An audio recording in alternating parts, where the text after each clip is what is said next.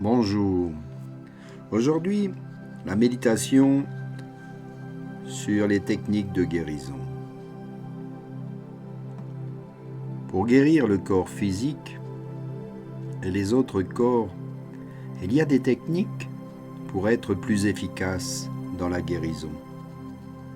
Le fait de capter l'amour universel à travers ses mains peut être suffisant à un guérisseur ou à un thérapeute pour guérir une personne. Ce que nous pouvons dire ici, c'est qu'il n'y a pas vraiment de technique à 100% fiable. Sur notre Terre, nous fonctionnons toujours avec des techniques. Celles-ci, certes, peuvent vous aider à ancrer certaines énergies. Mais la seule façon d'être totalement efficace, c'est de vous relier à l'univers, de vous relier à votre divinité intérieure, d'être tout simplement le canal précieux des énergies de transformation, des énergies de guérison.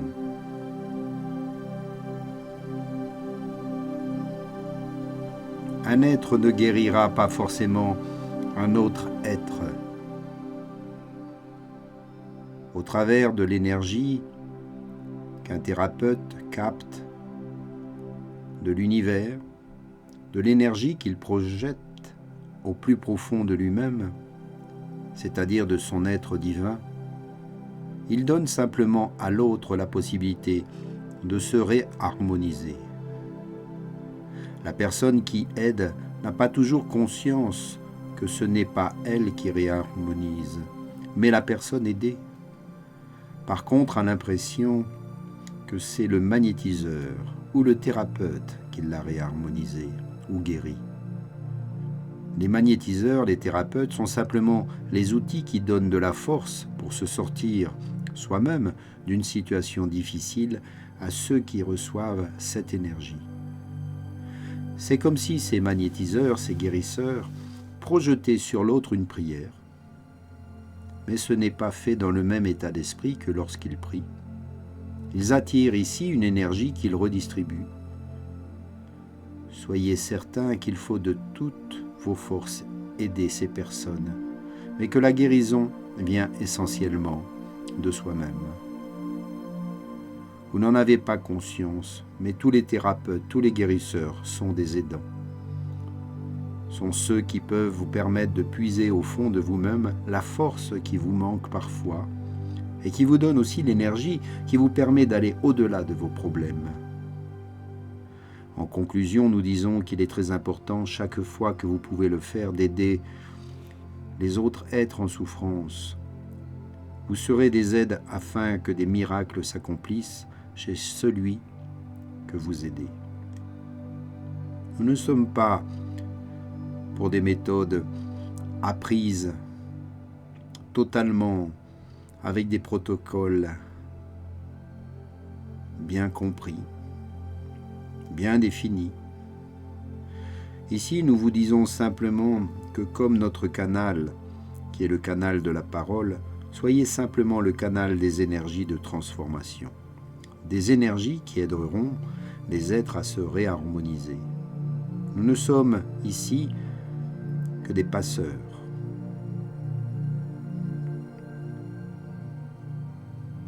Nous sommes des médiateurs. Les thérapeutes sont souvent des catalyseurs d'énergie.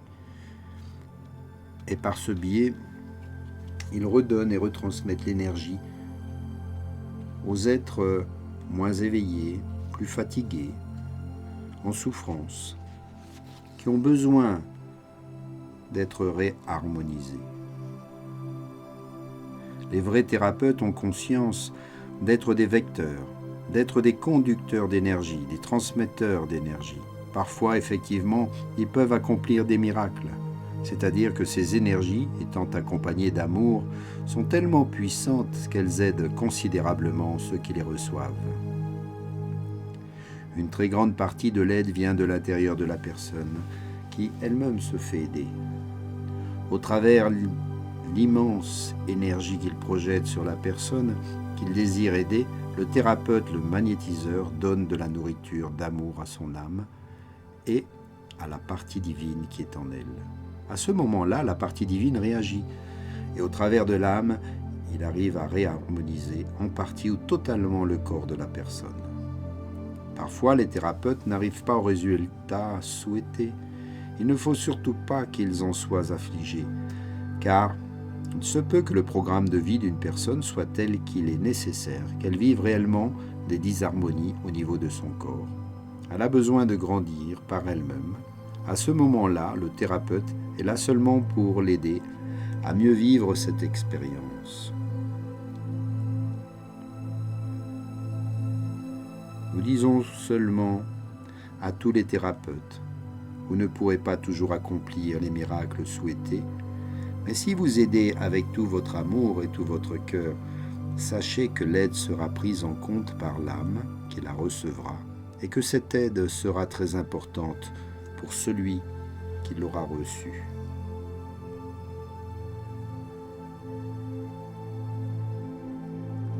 Il y a aussi une autre façon, une autre technique d'amener la guérison, par le pardon. Le don du pardon guérit les blessures du cœur. Aujourd'hui, lorsqu'on se blesse, même grièvement, nous avons la chance d'avoir une médecine réparatrice exceptionnelle, capable de nous permettre de retrouver notre intégrité physique. Mais qu'en est-il des blessures qui touchent non pas votre corps physique, cette fois, mais votre corps émotionnel, votre cœur? Notre médecine à ce niveau-là accuse encore un gros retard. La preuve, combien de personnes conservent des blessures émotionnelles durant des mois, des années, voire des décennies? Est-ce une fatalité? Non, fort heureusement, il existe plusieurs approches pour arriver à cicatriser les blessures du cœur, dont celle du don du pardon. Le pardon est aux blessures émotionnelles ce qu'est la cicatrisation aux blessures physiques. Il signe la fin de la guérison. En utilisant une autre métaphore, on peut aussi considérer le pardon comme la résurrection de l'amour. Lorsqu'on a été blessé ou traumatisé, notre capacité d'aimer s'est réduite, voire éteinte. Mais le jour où, d'une manière ou d'une autre, on parvient à faire œuvre de pardon, l'amour renaît de ses cendres, avec une qualité et une force qu'il n'avait pas auparavant. Je vous invite alors à faire les 4 étapes du pardon, qui ont été proposées par Don Miguel Ruiz, le fameux auteur, écrivain des 4 accords toltèques, et qui a été traduit par Olivier Clerc et qui organise régulièrement les cercles du pardon, ici en Suisse et en Europe, et voire dans d'autres pays. Commençons. Installez-vous confortablement maintenant dans la position de votre choix. Fermez les yeux pour un instant et concentrez vos pensées sur votre souffle, votre respiration. Laissez votre corps se détendre totalement. Faites confiance à votre corps. Il sait comment respirer. Il sait comment faire battre votre cœur et assurer toutes les fonctions vitales nécessaires à votre bonne santé.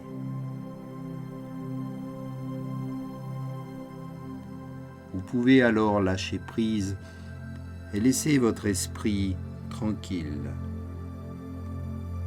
Faites la paix avec le mental.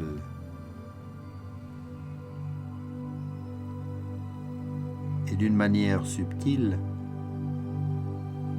tournez votre regard vers votre cœur. Entrez en présence. Imaginez votre cœur comme un espace de calme et de paix. Une lumière blanche, lumineuse, emplit cet endroit. Puis laissez cette lumière s'étendre maintenant à tout votre corps. Ainsi, tout le corps se retrouve dans un cocon de lumière et il est protégé. Il est aimé. Il s'harmonise dans cette belle énergie de lumière et d'amour.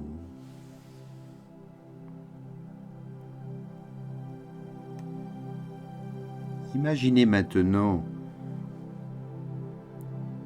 que vous êtes dans un cercle où autour de vous, il y a une dizaine de personnes. Ces personnes, vous les connaissez plus ou moins par leur prénom. Parfois, vous avez un peu échangé avec eux, mais vous ne les connaissez pas plus que ça. Et imaginez que l'exercice que vous devez faire est de vous mettre à genoux devant chacune des personnes, chacune à leur tour, et en les regardant dans les yeux, en établissant un contact, vous demandez pardon de tout votre cœur. Vous demandez à cette personne le pardon. Non pas « je te pardonne », mais je demande le pardon pour moi-même. Commencez avec la première personne.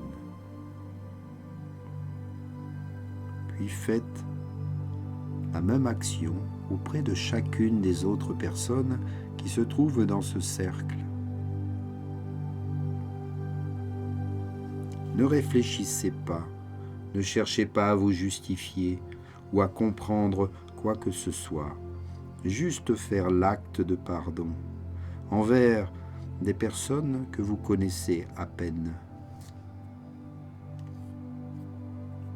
Cela revient en fait à demander pardon à toute personne, qu'elle soit loin ou près de vous, pour tous vos manques et vos absences, pour votre indifférence parfois.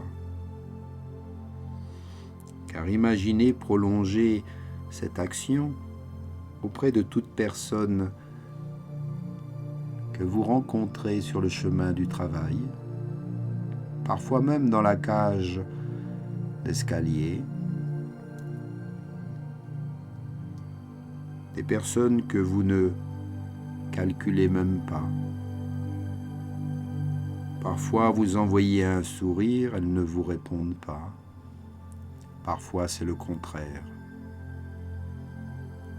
Et vous avez des pensées négatives. Bien souvent, en cela, demandez pardon à ces personnes d'avoir eu ces pensées.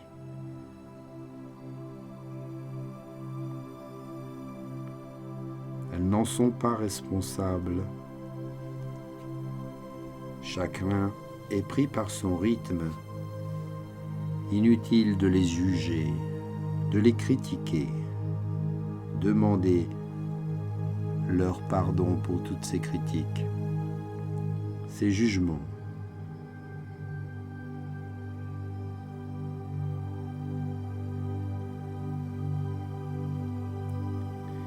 La deuxième étape maintenant, demandez pardon, entre guillemets, au diable.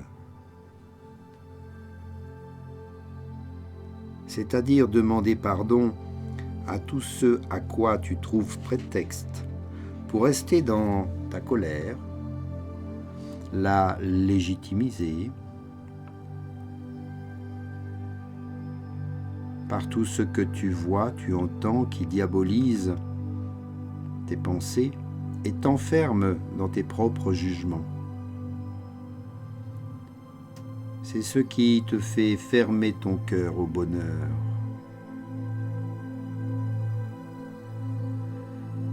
Demande pardon de te laisser si souvent corrompre par ces pensées. Elles te manipulent sans cesse. Elles te donnent plein de prétextes à rester dans la colère, dans l'insulte, dans la violence des mots et des pensées, et parfois dans tes actes.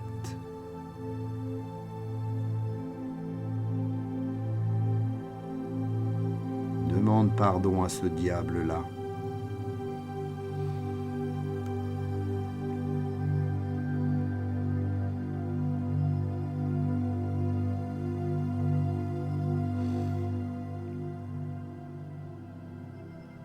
Maintenant, la troisième étape demande pardon, là aussi entre guillemets, à Dieu.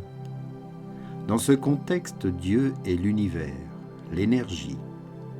C'est tout ce qui est beau et magnifique, et que pourtant, on trouve le moyen encore ici de juger, de critiquer, de rendre les autres responsables de nos malheurs, de rendre responsable Dieu de toutes les catastrophes et misères de la terre. Alors demande pardon à Dieu. Deviens responsable et ne sois plus coupable. Ne ressens plus aucune culpabilité. Agis avec ton cœur. Vois l'homme au sens large, c'est-à-dire nous, on se donne encore le droit d'être dans le ressentiment qui justifie nos colères et la difficulté de demander pardon. Tout au moins de reconnaître nos erreurs, de les accepter et de demander pardon, d'avoir offensé si souvent les énergies, l'univers, de les avoir rendus responsables de bien des choses qui nous dépassent.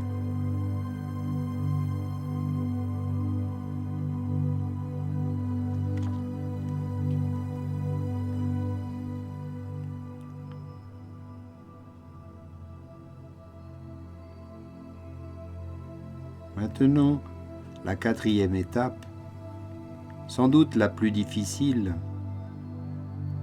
mais comme on vient de faire les trois premières, cela va vous paraître plus simple à réaliser. Pour cette dernière étape, tu vas maintenant te demander pardon à toi-même. Pardon de te culpabiliser. Pardon de te juger. Pardon de te couper de toi-même. Pardon de vouloir toujours te justifier. Fais une véritable paix en toi et envers les autres. Ressens cette paix au plus profond de ton cœur. Et avec tout l'amour de ton cœur, demande-toi pardon.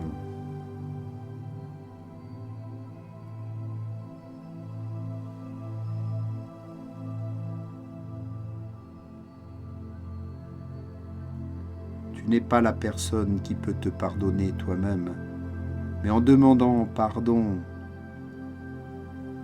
à l'univers, à tout ce qui t'entoure, et à la partie de toi-même, le corps, l'esprit, alors tu reçois en retour la rédemption. Ce pardon t'est accordé par l'univers et non par toi-même. C'est l'univers qui a ce pouvoir de pardonner. Et ainsi tu vas sentir une sensation de légèreté, de liberté, de bien-être total. C'est le don du pardon que tu reçois. N'hésite pas à le faire et à le refaire le plus souvent, dès que tu sens qu'à nouveau, tu retombes dans tes travers, dans tes colères, dans tes vieux ressentiments, lorsque tu perds ta joie de vivre.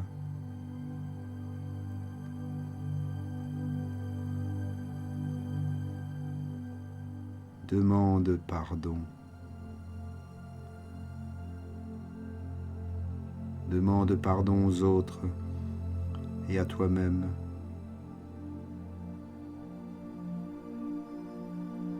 C'est comme pour la technique de la guérison. Nous demandons avec notre cœur d'apporter un soin à une personne.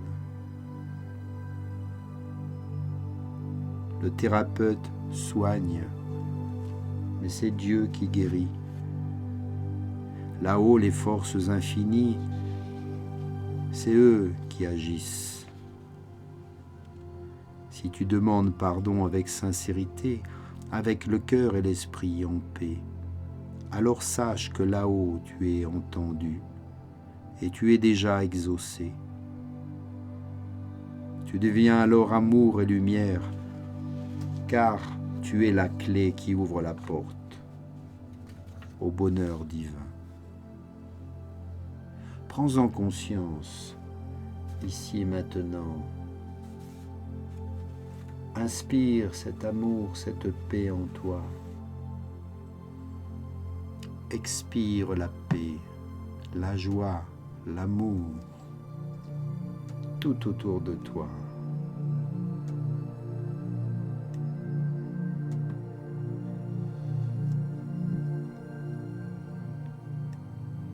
Maintenant, tout doucement, bouge les doigts de tes mains, bouge les orteils, réveille ton corps,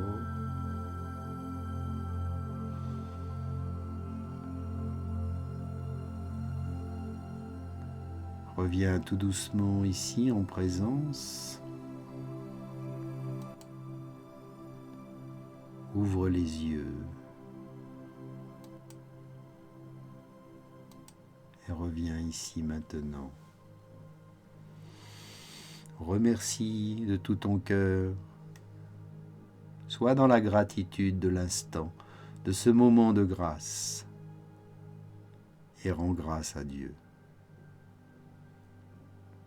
Namasté.